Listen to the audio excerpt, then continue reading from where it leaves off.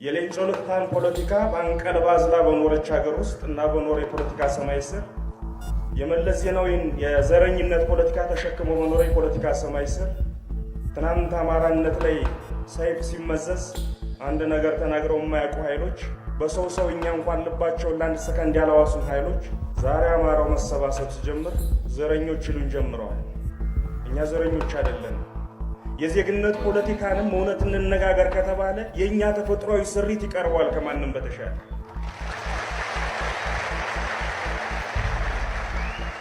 የአማራ ፋኖ እያደረገ ባለው እንቅስቃሴ ውስጥ ግንባር ቀደም ተጠቃሽ ሆነውና ብዙዎችን የሚያነጋግረው የፋኖ ሊቀመንበር ዘመነ ካሴ። ለመሆኑ ዘመነ ካሴ ማን ነው? ከጦር ሜዳው ውሳኔዎች በስተጀርባ ያለው የፖለቲካ አስተሳሰቡስ ምን ይመስላል? ዘመነ ካሴ በአንድ ወቅት ባደረገው እጅግ አነጋጋሪ ንግግር በኢትዮጵያ ፖለቲካ ውስጥ ለዘመናት የኖሩ የኃይል አስተላለፎችንና ትልልቅ ሰዎችን ክፉኛ ተችቷል። ስለ ዜግነት ፖለቲካ ያለው እውነተኛ እይታ ምንድን ነው? የአቶ መለስ ዜናዊን ውርስና የኦሮሞ ተወላጁን አንጋፋ ፖለቲከኛ ሌንጮ ለታን በምን መልኩ ወረፋቸው? በተለይ ግን አሁኑኑ ሊሰማ የሚገባው ፕሮፌሰር ብርሃኑ ነጋ ከኤርትራ በረሃ ትግል ጀምሮ እንደሚያውቃቸው በመግለጽ የሰነዘረባቸው ከባድ ትችት ምን ነበር? ስለ ቀድሞ የአብን ሊቀመንበር ዶክተር ደሳለኝ ጫኔስ ምን ሚስጥር አወጣ? ዛሬ በኢትዮ አዲስ ዴይሊ የዘመነ ካሴን የፖለቲካ ርዕዮተ ዓለም ማንነቱንና በሀገሪቱ ታዋቂ ፖለቲከኞች ላይ የሰነዘረውን ድፍረት የተሞላበት ትችት ዝርዝር ይዘንላችሁ ቀርበናል። እስከ መጨረሻው አብራችሁን ሁኑ፣ ምክንያቱም ይህ ንግግር ወደፊት ለሚመጣው የፖለቲካ አቅጣጫ ትልቅ ፍንጭ ይሰጣል። መጀመሪያ መናገር ብዙ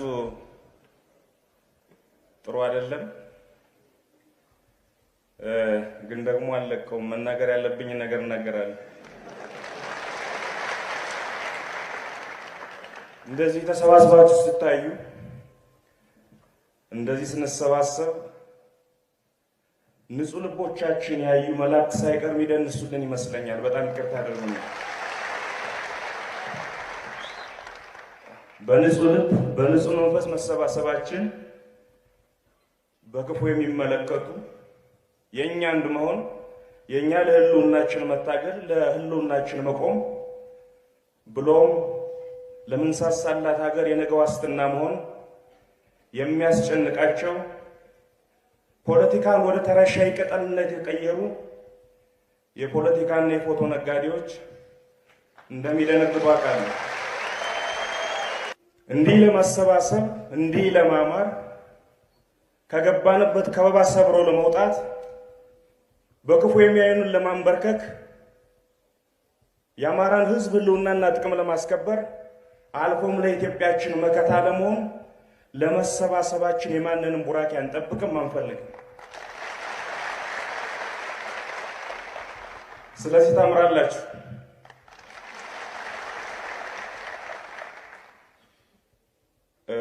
ኢንጂነር ይልቃል ጌትነትን ከማርቆሱ መድረክ በኋላ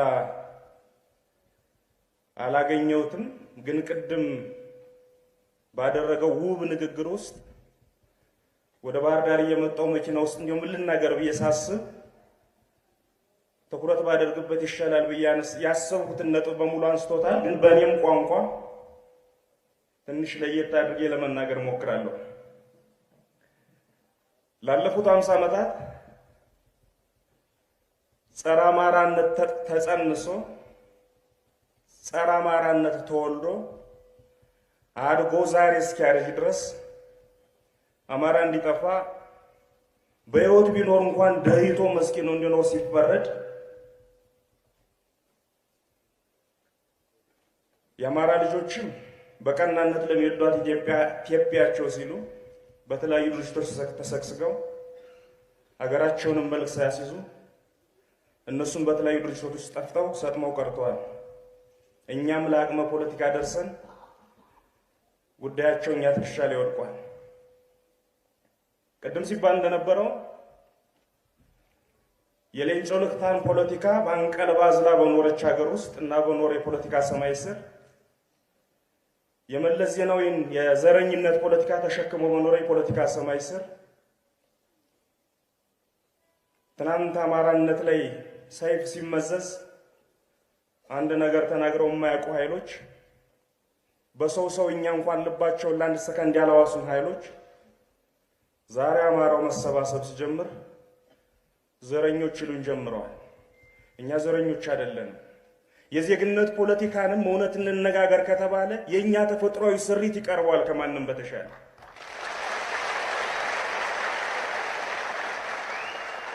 እኔ እንደሚገባኝ የፖለቲካል ሳይንስ ሰዎች ካላችሁ ልታደሙ ትችላላችሁ። የዜግነት ፖለቲካ ማለት ሰውን በዜግነቱ መውደድ፣ በዜግነቱ ማክበር ወይም ሰዎች በአንድ ሀገር የፖለቲካ ስርዓት ውስጥ በዜግነታቸው ብቻ ተከብረው የሚኖሩበትን አትሞስፌር መፍጠር ማለት ነው።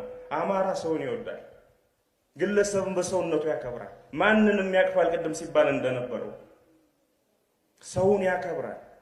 ከዚህ ተፈጥሯዊ ስሪት በላይ የዜግነት ፖለቲካ ለሚባለው ፍልስፍና የቀረበ አስተሳሰብና የማህበረሰብ የስነ ልቦና እድገት ካለ እኔ ለመከራከር ዝግጁ ነኝ። ማንንም ማግለል አይደለም ሚንስ። ስለዚህ ሌንጮ ለታ እና የዘመን አጋሮቹ ከነ ማርክስና ኤንግልስ ቀያይ መጻሕፍት የተረገሙ ገጾች የቃረሙትን ፎርሙላ ይዘው አማራን ጨቋኝ ብለው ራሳቸውን ተጨቋኝ አድርገው 50 ዓመት ሙሉ ሜዳውን ተራራውን ሲያርሱ ዘረኞች አልነበሩም። መለስ ዜናዊ የሱ አይነት አናሳ ጓዶቹን ሰብስቦ በረሃ ገብቶ በኋላም ለአቅመ መንግስትነት ደርሶ ያደረገውን ሲያደርግ ዘረኝነት አልነበረም። ግን ትናንት ከሰሜን እስከ ምዕራብ ከደቡብ እስከ ምስራቅ ተጉዘው ሞፈር ቀንበራቸውን ወርውረው ጥለው ሊጎርሱ ያዘጋጁትን እንኳን ሳይጎርሱ አሽቀንጥረው ጥለው ለኢትዮጵያዊነት የሞቱ ለኢትዮጵያዊነት በየቦታው የወደቁ የልጅ ልጆችን እኛን ዘረኞች ይሉናል። እኛ ዘረኞች አይደለም።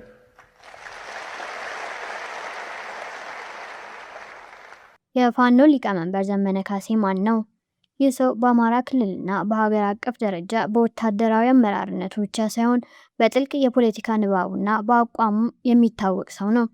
ዘመነ ካሴ በትጥቅ ትግል ውስጥ ከመግባቱ በፊት የነበረውን የፖለቲካ ጉዞ፣ በኤርትራ በረሃዎች የነበረውን ቆይታና የአማራን ሕዝብ ጥያቄ ወደ ትጥቅ ትግል ለማምጣት የሄደበትን መንገድ ስንመለከት ጉዳዩ ወታደራዊ ብቻ ሳይሆን በርዕዮተ ዓለም የተቃኘ መሆኑን እንረዳለን። ዘመነ ካሴ በዚህ በቅርቡ ባደረገው ንግግሩ በኢትዮጵያ ለዓመታት ሲያጨቃጭቅ በኖረው የዜግነት ፖለቲካ ላይ ያለውን እይታ ቁልጭ አድርጎ አስቀምጧል። እሱ እንደሚለው በሀገሪቱ ያለው ነባራዊ እውነታ ሳይካድና የብሔር ማንነቶች ሳይከበሩ የሚደረግ የተሳከረ የዜግነት ፖለቲካ ስምሪት ውጤት ሊያመጣ እንደማይችል ይሞግታል። በንግግሩ ውስጥ የአቶ መለስ ዜናዊን የፖለቲካ መዋቅር የነቀፈው ዘመነ የኦሮሞ ተወላጁን አንጋፋ ፖለቲከኛ ሌንጮ ለታንም አልማራቸውም።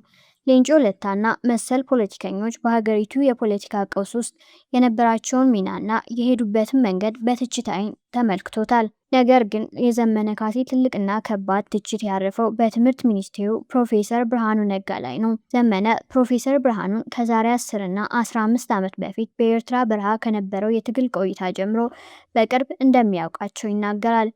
በወቅቱ በረሃ ላይ ከነበረው የአመራር ብቃት ጀምሮ እስከ ዛሬው የመንግስት ስልጣን አያያዛቸውና የፖለቲካ ውሳኔያቸው ድረስ ያሉትን ነጥቦች በመጥቀስ ፕሮፌሰሩን ክፉኛ ወቅሷቸዋል።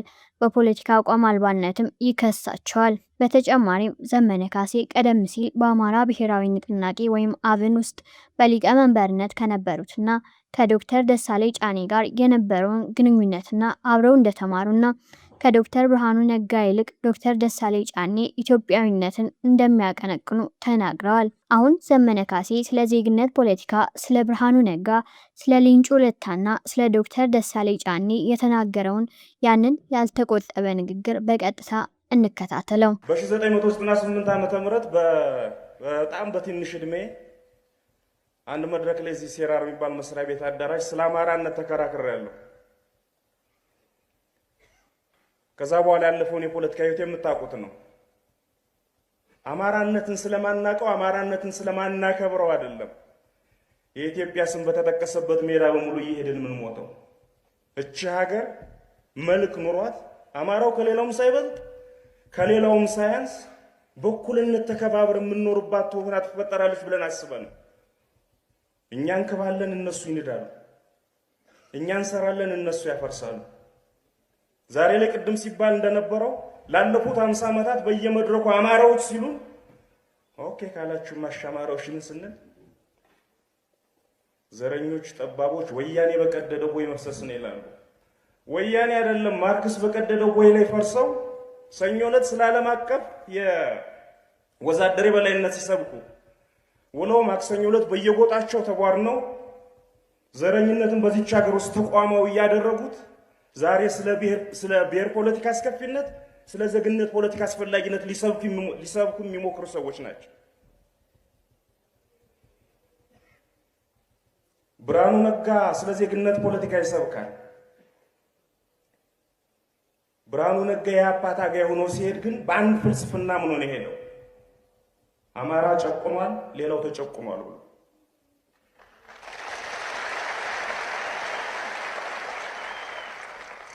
አንድ ድርጅት ውስጥ ነን። ብርሃኑን አውቀዋለሁ። ዶክተር ደሳለኝ ጫኔ አብሮ አደጌ ነው፣ እሱንም አውቀዋለሁ። ሁለቱን አውቃቸዋለሁ። ዶክተር ደሳለኝ ጫኔ የአብን ሊቀመንበር ነው፣ ግን ከብርሃኑ ነጋ የተሻለ ኢትዮጵያዊነት አለ። በእርግጠኝነት ነው የምነግራቸው።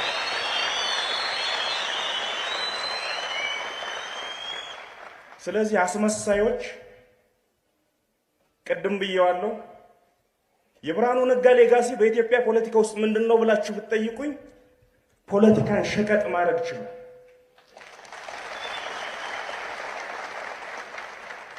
ፖለቲካን በገንዘብ ይሸጥላል። ሰዎችን ገንዘብ ሰጥቶ ሊገዛ ይሞክራል። ስለዚህ እነዚህ ሰዎች እንደኔ አትሮኑስ ተደግፈው እኛን ስለ ዜግነት ፖለቲካ የማስተማር የሞራል ልዕልና የላቸው በፍጹም። አንድ መልእክት ላስተላልፍ፣ ሌሎችም ሊናገሩ የሚጠብቁ ወንድሞች ስላሉ ያን የኢህአፓ ዘመን የክፉ ዘመን ፖለቲካ እያንዳንዱ አማራ ጎጆ ውስጥ ለመክተት የሚሰሩ ኃይሎች አሉ። ገንዘብ አላቸው። ድሮ በሁላችንም ስም የተሰበሰበ አሁን ከ4 ኪሎ ጠጋ ተብሎ የሚገኝ ድጋፍም አለ። እሱን እየተጠቀሙ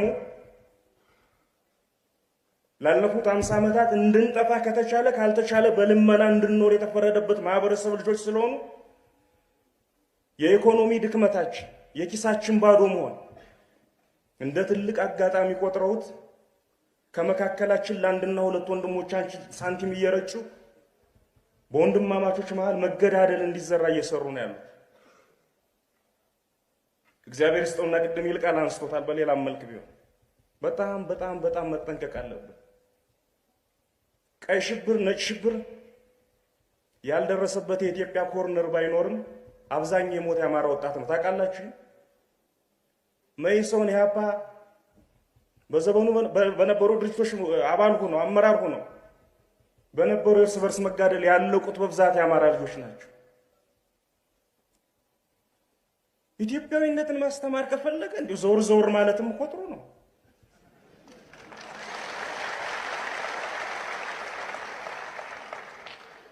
አምቦ ኢትዮጵያ አይደለም እንዴ? ምንድነው የሚያመላልሳቸው? በቃ እናንተ ምንም ምርጥ ኢትዮጵያውያንን ታውቁታላችሁ ልባችሁ። እኛ ተደራጅተን በአንድ መቆምና የአማራውን ሕዝብ ህልውናና ጥቅም ማስከበር የቻልን ቅጽበት እለት አይደለም ቅጽበት ኢትዮጵያ እንደ ሀገር መቀጠል ትችላለች። ያለዛ አደጋ ውስጥ ነው። ስለዚህ የኛ መደራጀት የኛን ህልውና ከማሰንበት ባለፈ የኢትዮጵያንም ህልውና ማስቀጠል እንደሆነ ሆዳቸው እያወቀው ኢትዮጵያዊነትን ሊያስተምሩን የሚመጡ ለምንድን ነው? ለምን ጅጅጋ ሄዱ?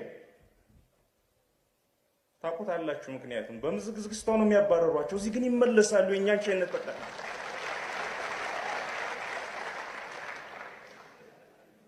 ኤኒዌይ ያን የኢህአፓ ዘመን ወይም የያ ትውልድ ዘመን ወንድም ወንድሙን ከሌላ ድርጅት ስለተሰለፈ ብቻ የሌላ ድርጅት አባል ስለሆነ ብቻ የሚገልበት ዘመን መጥቶ የሚተላለቀው ተላልቆ 4 ኪሎ ሙሉ በሙሉ ጠቅልለው መግባት ይፈልጋሉ።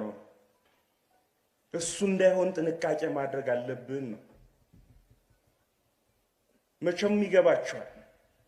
እዚህ ባህር ዳር ላይ የተሰራ ያለውን ስራ ታውቁታላችሁ። አንዳንዶች አብሮ አደጎቻችን የአማራውን የህልውና ትግል ሲያንቋሹ መብታቸው ሊነግሩኝ ይሞክራሉ። ይጨቃጨቋቸዋል ሁሉ እንዳላስረዝም እንጂ አንድ አጭር ተረት ልናገር። አንድ አርሶ አደር ገበያ ውሎ ወደ ቤቱ ሲሄድ ከርቀት አብሮት ድሮ ያደገ ጓደኛውን ከብት ሲያለቅም ያየዋል። ወይም ከብት እየጠበቀ ወይም ከብት እያገደ በከተመኛ እና ሰላም ሊለው መንገድ ሰብሮ ይሄዳል። እንዴው እንደነ ከብቱም ሰውም ደና ነው ወይ አረጀ እኮ አብረን አድገን አንጠያየቅም በባልም ወዘተ ብሎት ለአንድ ሰዓት ካወሩ በኋላ በልደናደር ጀንበሯም ያዘቀዘቀሽ ነው እንግዲህ ቤቴ ልግባ በጊዜ ብሎት ትንሽ እንደሄደ ከኋላው ይጠራዋል። ከብት አልቃሚ ቆይ እስኪ አንዴ ጠብቀኝ ይለዋል። ምን ፈለክ ብሎ ዘወር ሲል አምና የሞተ ግን አንተ ነህ ወንድምህ ነው ይለዋል። ምን አልክ ይላል። አምና አንተ ነህ ወንድምህ ነው የሞተ ካሁን በኋላ ካንተ ጋር ባወራ ይዝጋኝ ብሎ ነው ጥሎት ሄደ። ስለዚህ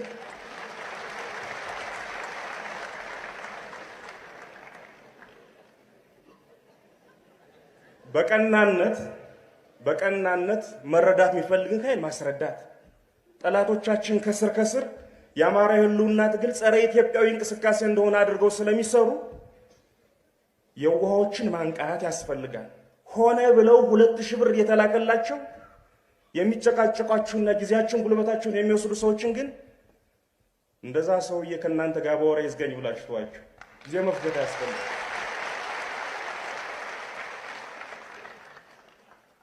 ስለዚህ ይሄኔ ክፉ ሽንት የሆነ እርስ በርስ የማጫረስ ፖለቲካ በንቃት ማየት አለብን። ምንም ቢሆን ወንድማማቾች ነን። ትናንትና ከትናንት በፊት ወንድሞቻችን በተለያየ ፖለቲካ ወገን ተሰልፈው እርስ በርስ ተጋለዋል። እሱ መደገም መቻል የለበትም። በዛኛው ሞት ያለቀው የአማራው ወጣት ነው በብዛት ያንበሳውን ድርሻ የሚወስደው። አሁንም የሚያልቀው የአማራው ወጣት ነው። ይሄን ነቅተን እንጠብቅ ነው የመጀመሪያው መልእክት። ሁለተኛው የዶክተር አምባቸው ጊዜ ኖሮት ቢኖር ደስ ይለኛል። እንደሚሰማው ግን አልጠራጠርምና ነገር ልናገር የወንድም መልእክት ነው። ይህን ያምቻ ጋብቻ የጎጥ ስብስብ አፍርስ።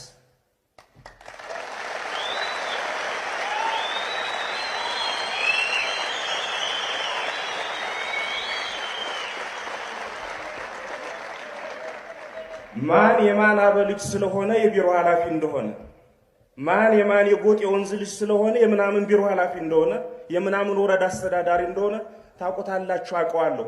ይሄ አሰራር መፍረስ መቻል አለበት ነው።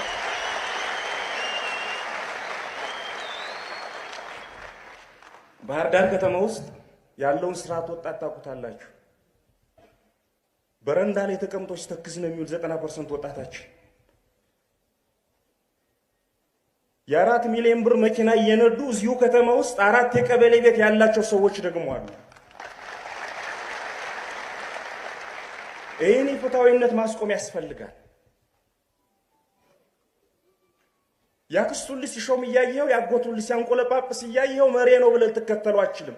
ቅድም ያልሁትን ነገር አምባቸው ያደረገ ቀን እኔ አብሬው ሞታለሁ በግሌ። ስለዚህ ያምቻ ጋብቻ የጥቅም ኔትወርክ ይፍረስ እዚህ ክልል ላይ ያኔ ህዝብና መሪ መገናኘት ይችላል። ሌሎች የሚጎሉን ነገሮች ስለሌሉ አይደለም እነዚህን አንስቼ የምነግራችሁ። የማይጎለን ነገር የለም። የሚጎለንን ነገር በጋራ ህዝብም መንግስትም ሆነን አንድ ሆነን መቅረፍ ካለብን የግድ ስለሚያስፈልግ ማስወገድ ማለት ነው። ቅድም ያልኩትን ነገር የሚጥሙ የሚታዩ እርምጃዎች ሲወሰዱ ማየት እፈልጋለሁ በግሌ ለማለት ነው። ለዶክተር አብይም አንድ መልእክት አለኝ።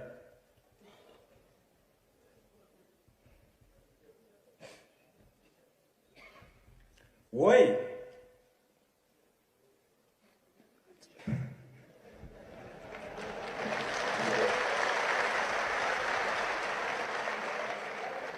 አሁን እሱ የጽዳት ዘመቻ ላይ ስለሆነ ቢዚ ነው፣ አይሰማኝም። ሌላ ሰው ያደርስ።